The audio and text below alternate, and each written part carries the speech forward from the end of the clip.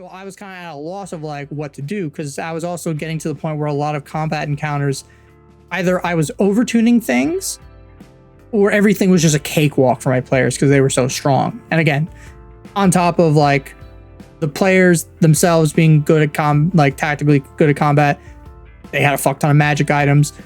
They're level 16, they're high as fuck. There was 7 of them.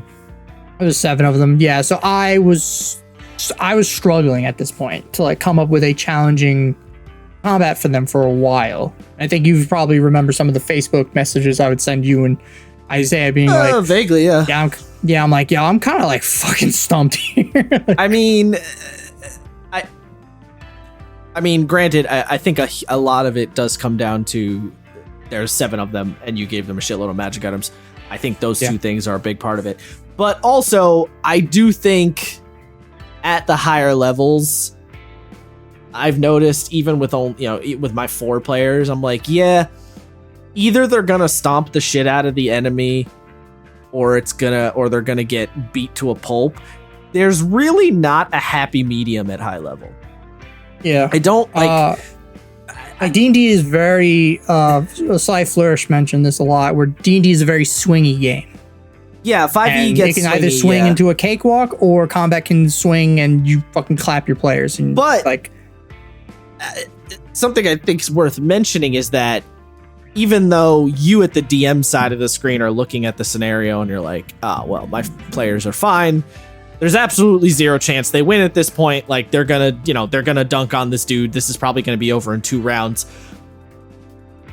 Just because you're looking at that and you know that from an objective standpoint, they might not necessarily feel that way. Yeah, exactly. So even though objectively it is true that like, they keep cakewalking over my encounters, they don't necessarily feel like they're cakewalking over your encounters all the time. So it might not actually be as big of a problem as it is, like, as you feel like it is. Just at because the time, yeah. You have so much extra information that they don't, that really swings the flow of things. Because I was coming across that too, where I was like, man, every fight, players are like, they're fine. They're not even getting a little challenged. Like, maybe one of them goes down.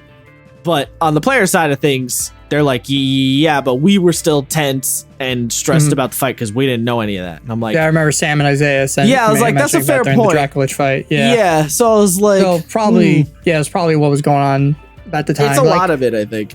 Like recently too, I made an encounter with a bunch of like. Also, the other thing, I just remembered. The other thing is that whole I don't want to say discovery that me and you made, but it's kind of a discovery. The fact that deadly just means at least one character is supposed to go down. Yeah, that really recontextualizes the whole scenario. Because exactly, yeah.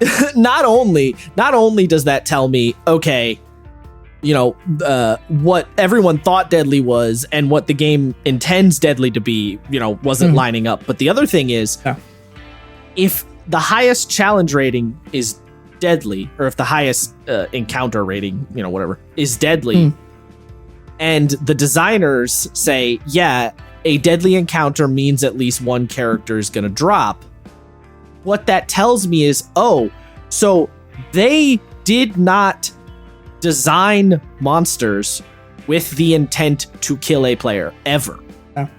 Like, that means if they're thinking that way, if they're thinking that a deadly encounter means maybe one player goes down, then that's the hardest thing they're designing for, is one player going down.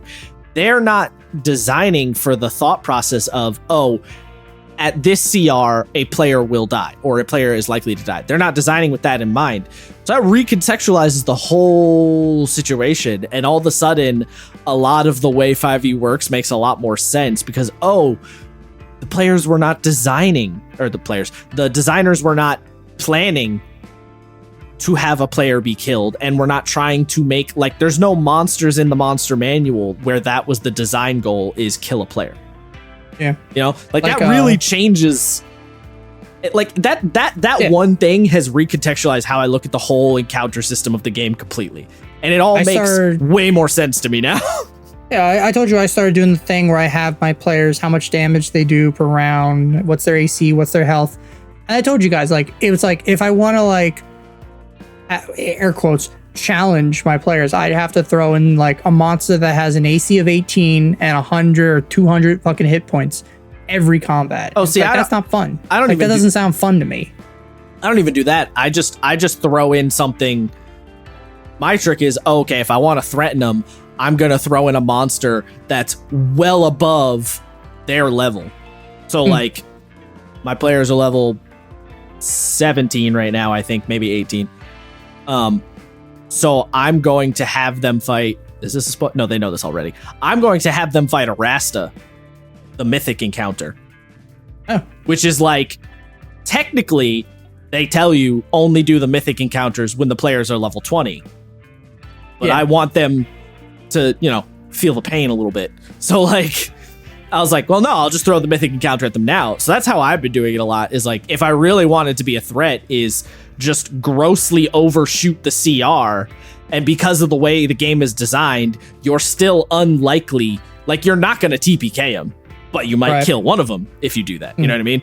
Like, honestly, with 5e as it is, this is a huge diatribe I'm going on right now, but this is something I've been thinking about a lot.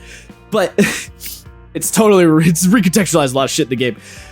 The way 5e is, the only two scenarios I can see that are reasonable TPK scenarios that aren't just, the DM drops rocks on your head type bullshit, obviously.